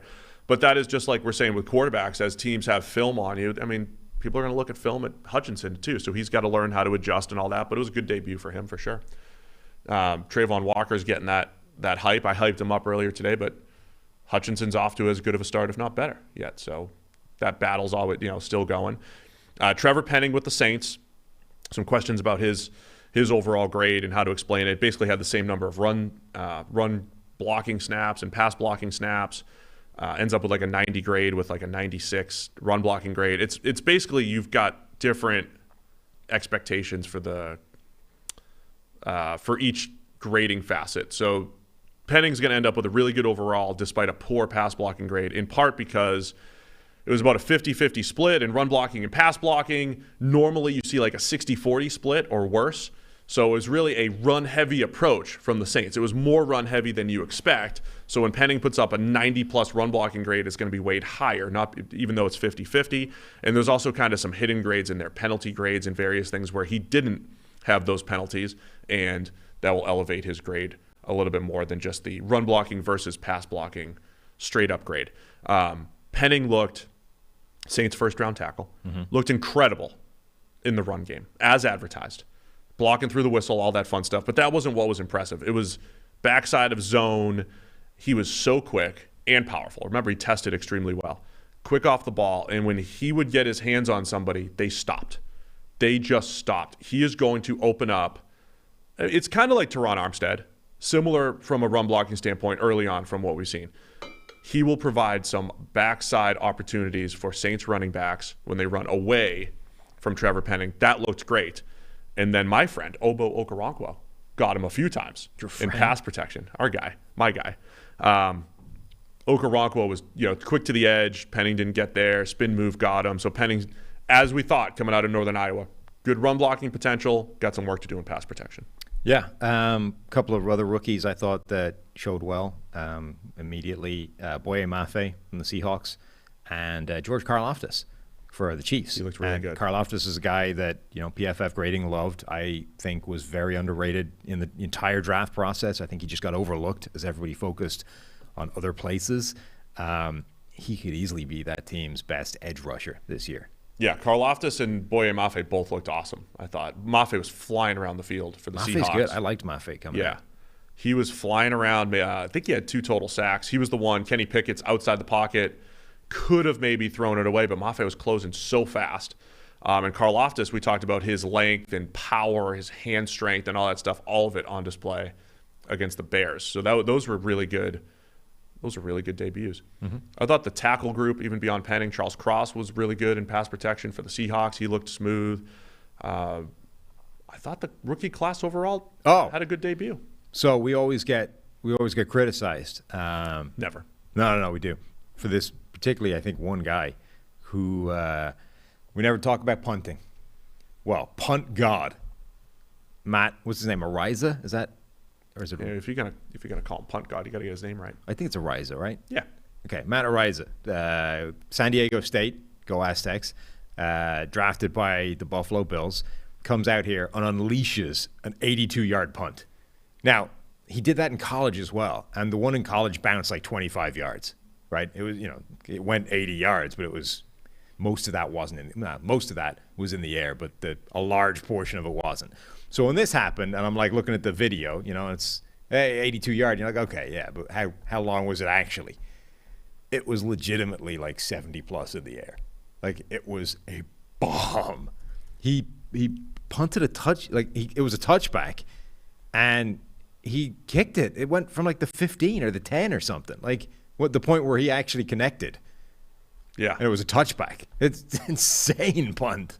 Now, as it turns out, it was fairly useless because it was the touchback, but just a monster punt. It's not useless as a touchback. It's from the 18. Yeah, I mean, not useless, but it's, it doesn't get an amazing grade because it wasn't the best punt in the world. I'm checking the grade on it. What happened here? Something broke. Anyway, I'm just saying that was an insane kick. Just the leg power that man actually does possess was madness. Q2 104. I need to check the grade. Okay. See what happened with it. I don't know that it had the greatest hang time in the world. That might be what killed it. Yeah. Maybe the returner should have just done a better job. No, because it went over his head. No, because the returner was where he was supposed to be, and then the punt sailed 20 yards over his head. But anyway, we don't talk about punting that much, but Punt God showed that he's got the kind of leg that he was billed as. So far, it looks like a great rookie punting class. A great rookie punting class. Yeah, bad hang time, middle of the field. Yeah, I mean, there's a lot of things that weren't great about it, but the distance was nuts. How long in the air? Yeah. Yeah, don't worry about it. Because the returner could have done it. If the returner does a better job, it does just go back and get it. But what are you expecting? 4.22 hang time. If he does go back and get it, he's probably picking up 20, 30 yards. But I don't think you can even, the punters, the return man, in order for him to go back and get it, he would have to be lined up at such an out-of-position area to start with because it sailed 20 yards over his head because it's 20 yards longer than you could possibly expect a punt to be. Maybe the Ravens, that's why they didn't want Punt God. They took the other guy ahead of him. The other guy. Anything else? No, that's it. Now we can go to Mr. Takes Exposed. Okay, Mr. Takes Exposed. Fred Segal. He's got a new book out. You going to talk about the book? Or are you going to talk about it on I'm the show? not going to talk about it. He's going to talk about it. So we have a pre-recorded interview with Sam. Don't tell him that. It was going to be a quick wardrobe change. Oh, yeah. Sam's going to go change. I'm going to leave. Then Sam's going to interview at Old Takes Exposed. Freezing cold takes from Twitter. I think my hair is actually going to get longer as well. That's the magic of television here. The magic of YouTube. Anyway, here's the deal. We appreciate everybody that's tuned in. We'll be back here on Thursday. And let's just... am I doing an outro after the show? What do you think? No, I got it. Don't worry. You finished the outro. Uh-huh. You just pitch it to Mr. Takes Exposed or me. Forget who. Me, probably. Here's Sam's interview with Fred, Mr. at Old Takes Exposed. Thanks to everybody for tuning in. We'll see you on Thursday. And then Sam's going to say bye as well later. Mm-hmm. Okay, joining me now is the author of a brand new book, Freezing Cold Takes in the NFL. This is Mr. at Old Takes Exposed, Fred Segal, the man behind the most worrying Twitter account, I think, that any of us have to deal with on social media. The account that will hold you accountable for the bad take that you had. Hi, how's it going? Good. My first question is, take me back to the origins of this whole Old Takes Exposed, Freezing Cold Takes plan. How did you decide to set up this account? Was there a specific terrible take out there that made you want to start doing this, or how did the whole thing start? Well, I started it in 2015. Essentially, it wasn't just one take, but I essentially just did it as a counter to like the sports media people who were reposting their accurate predictions along with self-congratulatory messages. And I said to myself, someone should be the person who reposts the tweets and the quotes of those same media folks, but the ones that turned out to be wrong. And I guess I just became that person. And I didn't expect the feed to become big, but it came big pretty quickly. And eventually years later, it allowed me to write this book about historic NFL predictions gone wrong. Yeah, it seemed to spiral really quickly. I mean, I don't know how early on I was aware of the Twitter account, but it very quickly went from just, here's a random account on Twitter to you're like the guy. That account became the thing where you're getting tagged by everybody. Every time somebody tweets anything, there's somebody tagging Old Takes Exposed in it. How quickly did it spiral from, hey, this is this thing we've set up to counter some of this false positivity to, oh, wow, this is snowballing? Very quickly, it countered into from me having 50 followers to 1,000 after a month, because local radio stations from 2 or 3 of them would talk about it on their show. And then I get the followers from them. And then eventually it became big. 3 months later, SportsIllustrated.com wrote an article on it. And the guy who wrote it just kept tweeting about it constantly. I don't think that they had retweeting your own tweets then. Right. So he kept reposting the same post about the article 4 or 5 times. And everybody, he had a lot of media people who followed him. So they all started following the feed at that time. I went from 2,500 to 20,000 followers in 2 days. So that's when it really just took off. It was February 2016. And it must be fascinating to have become one of these things where you're almost like the brand name for a specific, genre or thing or a tool. The way, I can't think of a good example now, but Hoover in the UK became a synonym for vacuum cleaner, that specific brand, or Roomba, whatever. You've become Xerox. that. Yeah, Xerox. You've become that for bad takes, for exposing bad takes. That must be kind of surreal.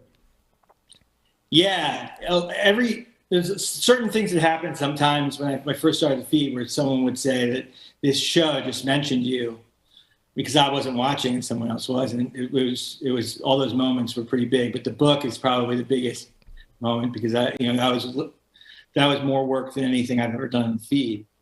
So yeah, all these stuff, and sometimes you'll get a follow from somebody who's really a good player or a famous person, an actor or something. And that's really those ones I like a lot.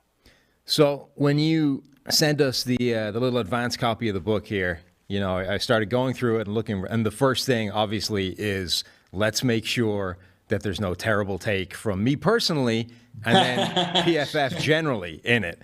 And we managed to escape. How did that happen? Because we've had some pretty bad ones out there.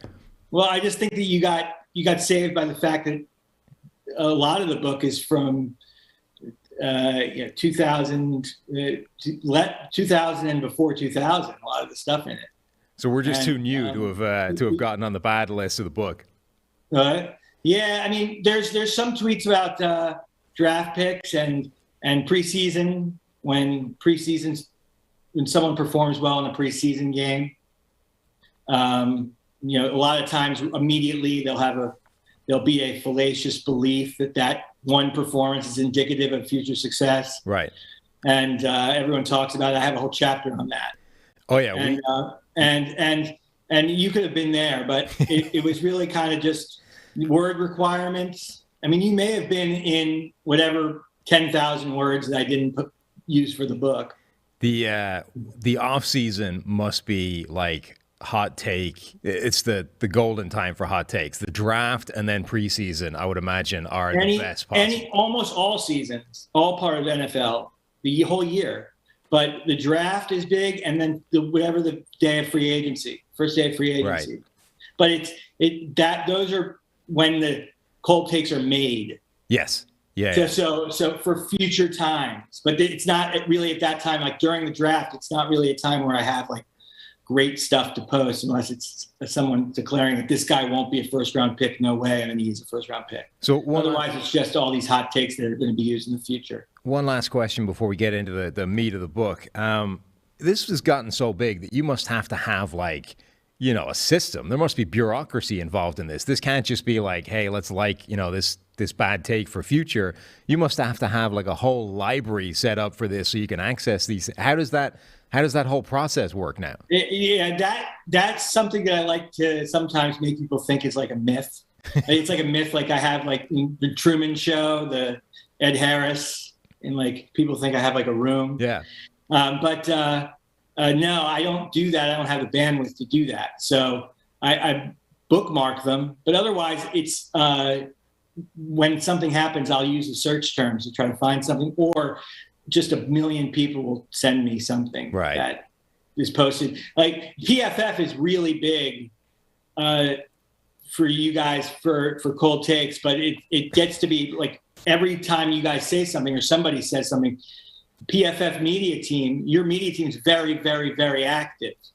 So they'll post an image with like in bold print of the quote. And then, so that's memorialized forever. So you make it real easy for us. Yeah. We definitely. But I mean, I get that's the whole point. Like you want everyone to see what you guys are saying and what you guys are doing. We definitely build a rod for our own back sometimes. Yeah. But Fox Sports does that too. Fox Sports 1.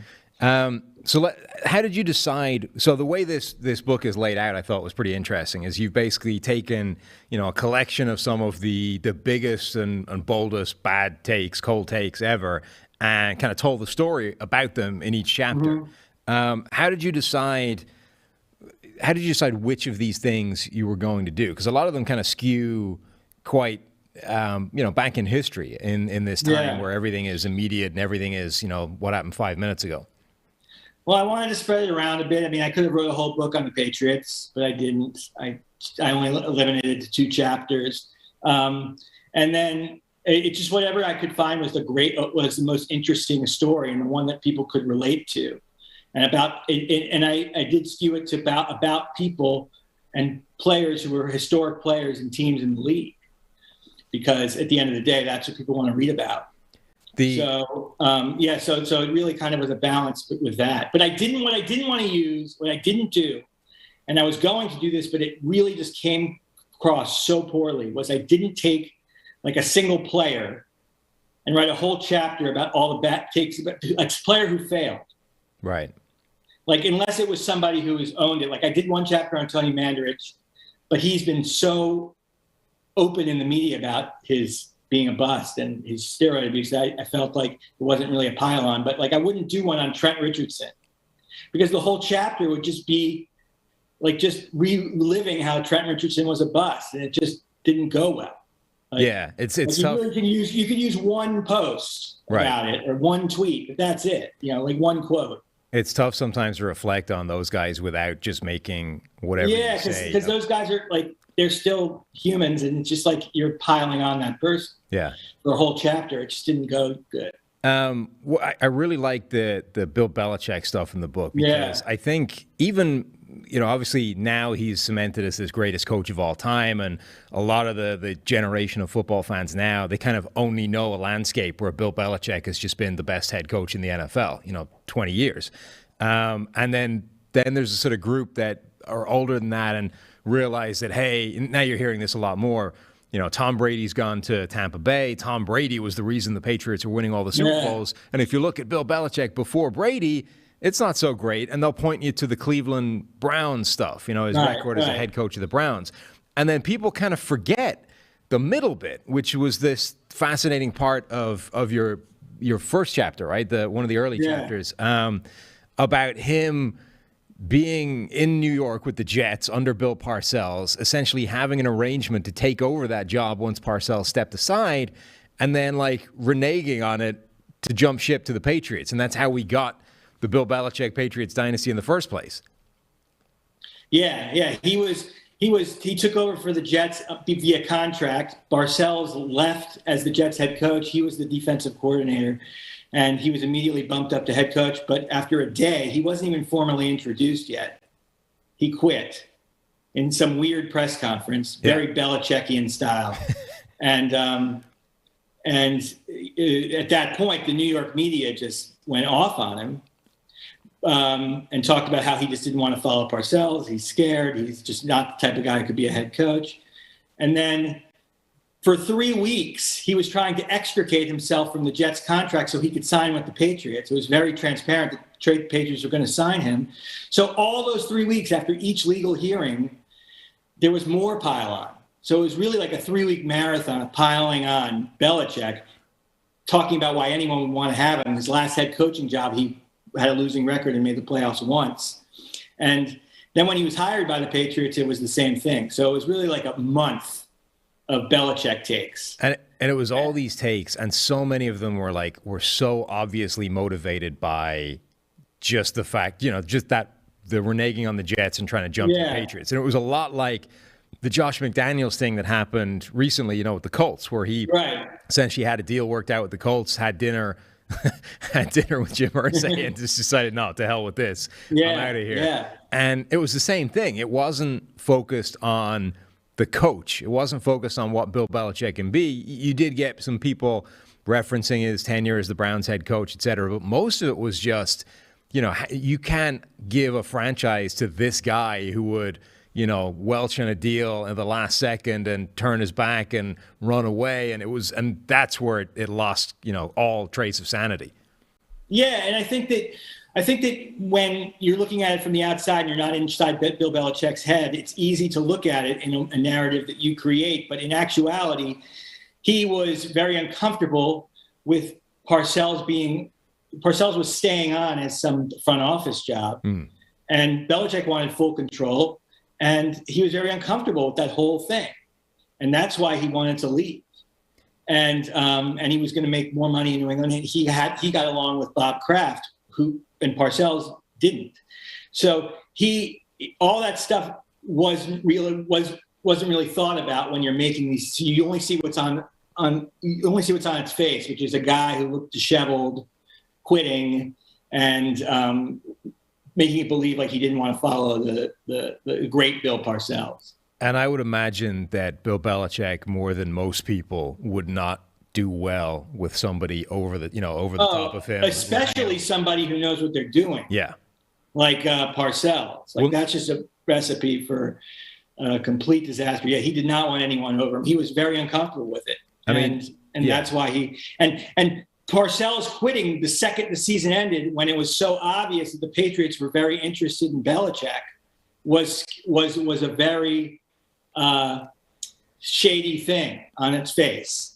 Yeah, because it made it look like, because he knew that Belichick would take over right away, so he knew that Patriots would not be able to get Belichick because he was under contract. Right. That's the other element of this, is that the defensive coordinator contract that Belichick had signed with the Jets had a clause that essentially installed him automatically as the head coach should Parcells ever go.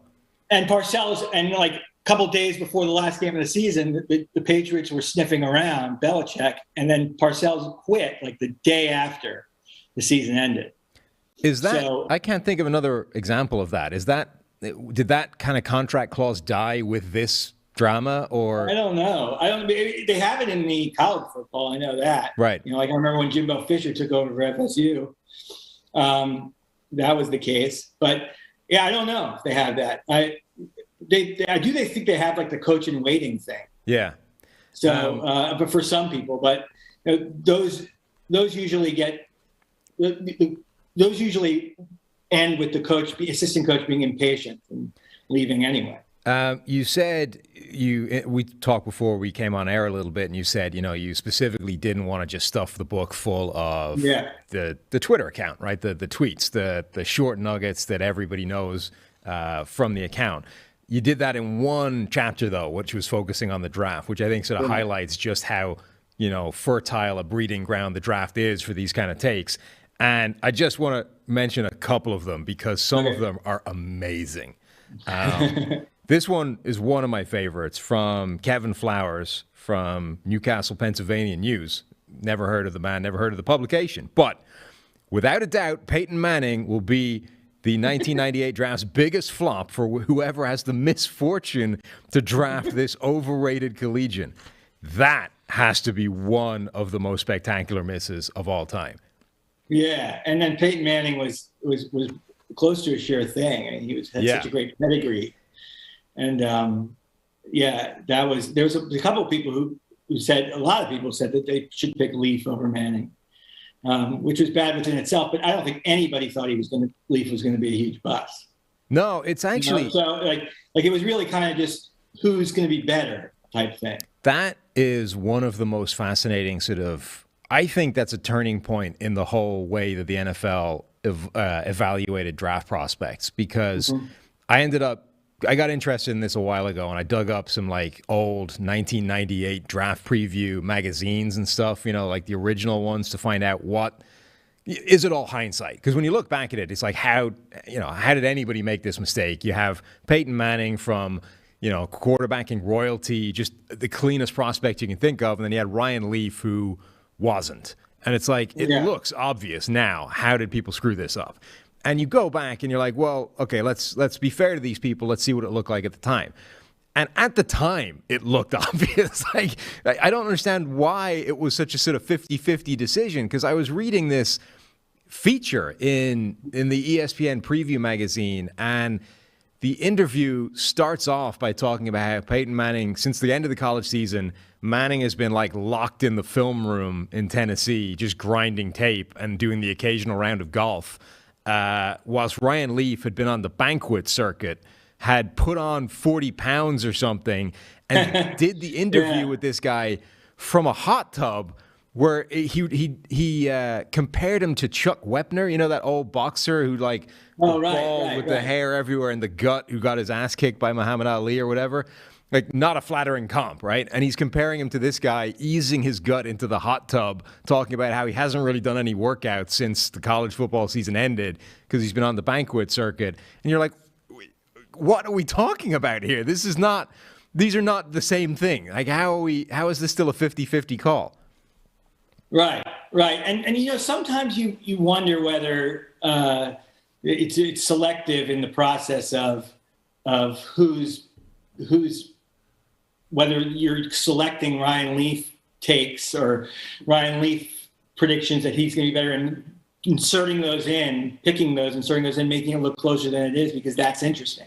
Because everything that's really when it comes to writing columns and doing TV and radio and podcasting, it's you're gearing towards interesting. Whatever can be interesting. So it could be that. I mean, it could be on ESPN they were trying to make sure to acknowledge a lot of people who talked about Leaf and making it look closer than it really was. But it seemed as if the Colts had no intention of drafting him. Right.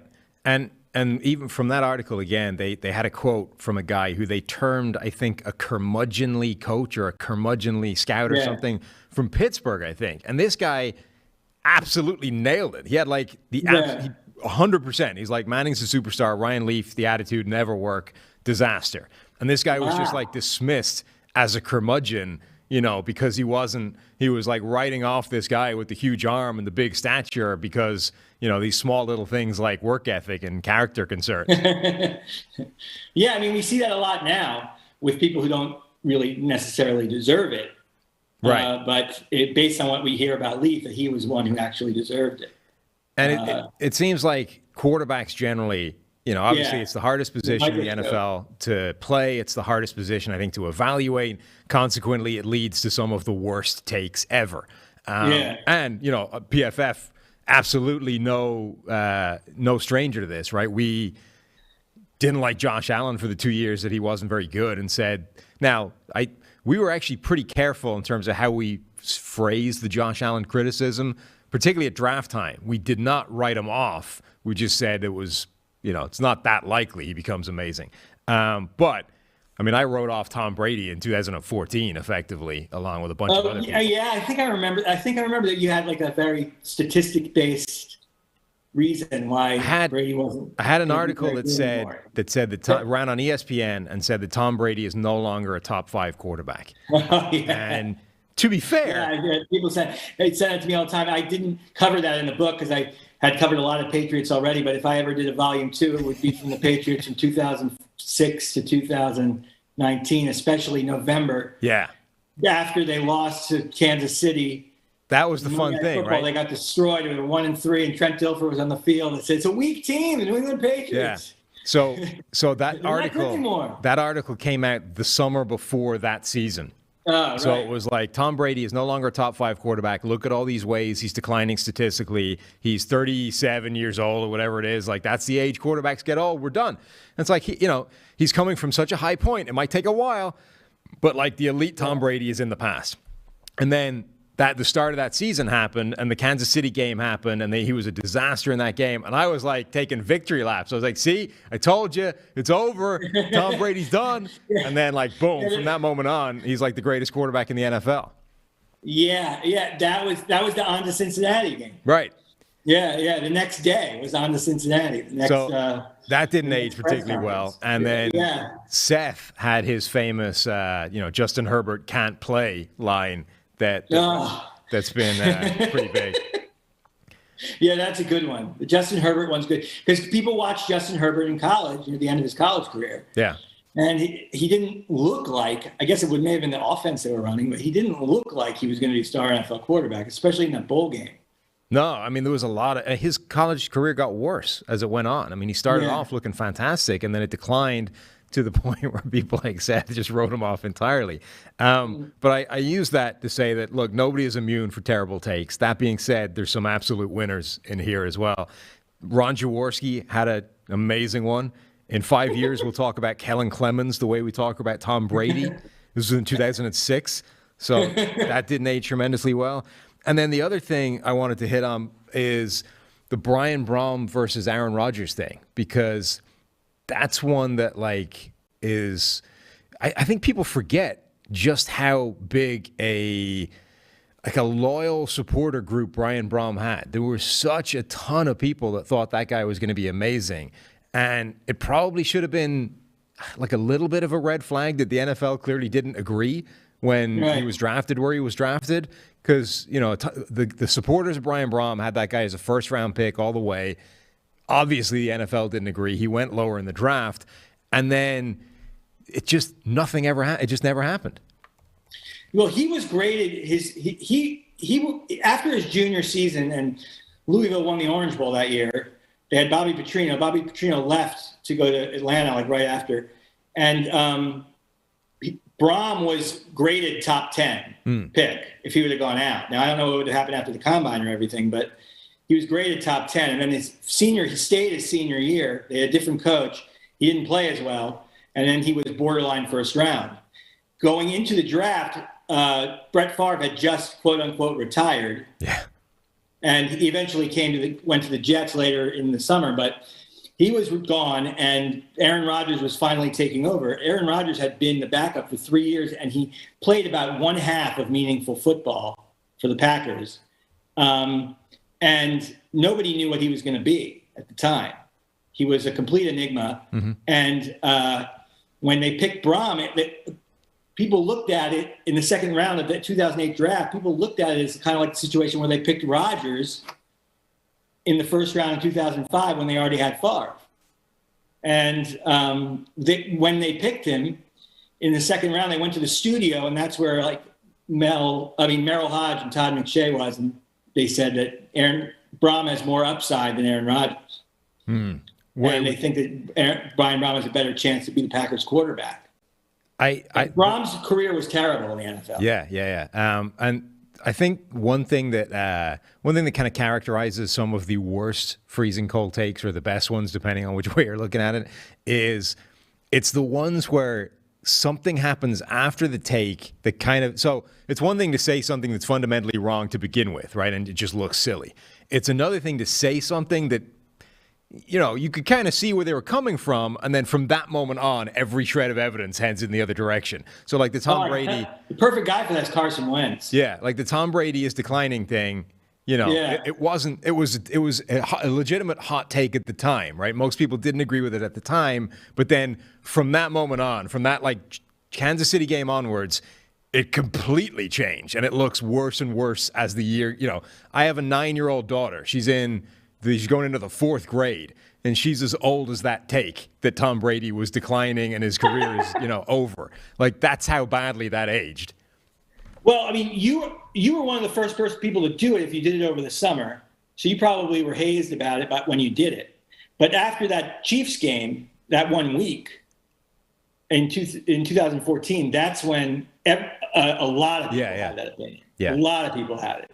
But before, in the summertime, it wasn't as prevalent. But the Brian Brown. So you take a big look at Carson Wentz people were sending me his draft takes, like when he had his MVP level year before he got hurt, 2017.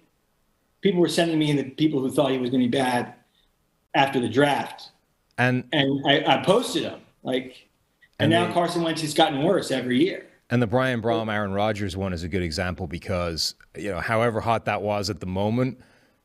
Since that point, Rodgers has emerged not just as one of the best quarterbacks ever, but like his calling card at this point is upside and talent. Yeah. It's like that guy has some of the best arm talent the game has ever seen. So, you'll hear a lot that like Tom Brady's the best quarterback ever or whoever, but Aaron Rodgers is the most talented that's ever existed. So like not only did it age badly because Rodgers is great and Brom wasn't, but the actual thing that they were trying to kind of, use as the reason became ridiculous. Yeah. It dissipated so quick, too. Yeah. Because Brom didn't even win the second string job. They picked Matt Flynn in the 7th round, and Matt Flynn won the second string job. And Brom was relegated to 3rd string and got cut after the season ended. And so right away, like in training camp, it was completely over, that talk. But yeah, Rodgers just turned out to be pretty quickly they knew that Rodgers was going to be great. And but at the time, they had no idea. Yeah. Because he never played. Right. It became the length of time he was forced to have to sit behind Favre became a criticism of Rodgers, right? Like it's fine to sit for a year. When you're sitting for 3, all of a sudden you're asking like, what is wrong with this guy? Why is he not, won the job already? And that was the problem Green Bay had to deal with Favre's constant like, will I, won't I retire deal. Is it was making everything else more difficult until eventually they just kind of made the decision for him. And that's what they would have had to deal with if they thought Jordan Love was developing in the way that they were predicting. Yeah. But even that is like, I think the process is accelerated now after like 1 year, if the guy's not winning the job, it's like, oh, what is wrong with this guy? Why are we not like Trey Lance, right? Definitely. If Trey Lance wasn't given the starting job this offseason, everybody would be asking, what is wrong with Trey Lance? Like even the fact that Jimmy Garoppolo, is a decent quarterback or whatever, it's like, they got it wrong. This guy's done. You can't sit for more than a year and be expected to be a good player going forward. Anyway, Fred, this book is awesome. I recommend everybody go and read it. 1, for the bad takes, that's always fun. But 2, it's a good history lesson on this stuff as well. It's not like, you're not diving back into the 1940s or whatever. It's sort of recent history, which I think a lot of people have kind of forgotten, and I think is a good recap of all this stuff. So thanks a ton for doing this. Where can people get hold of the book, and where can they find you? Yeah, well, you can follow me at Old Takes Exposed on Twitter and Freezing Cold Takes on Instagram and Facebook. And you can get the book anywhere books are sold, Amazon.com, BarnesandNoble.com. And like if you go to my pinned tweet in my Twitter feed, there's a link right there. You can click and order the book. So there's plenty of places you can get it. It's on sale now. Yeah, like you said, it's a great history lesson. There's a lot of things that I learned when I was focusing on one take to write about that eventually learned there were a bunch of others related to the same topic and are in the chapters. Like Steve Young and Joe Montana was the big rivalry, and there were a lot of takes on that. But then for 1 year, there were a bunch of people saying that they should trade Steve Young and keep Steve Bono as the quarterback. Wow. Nice. Yeah, so he had to deal with that too, Steve Young. All right, well, this has been awesome. Thanks so much for listening, everybody. This has been today's PFF NFL Podcast, and we'll talk to you again on Thursday.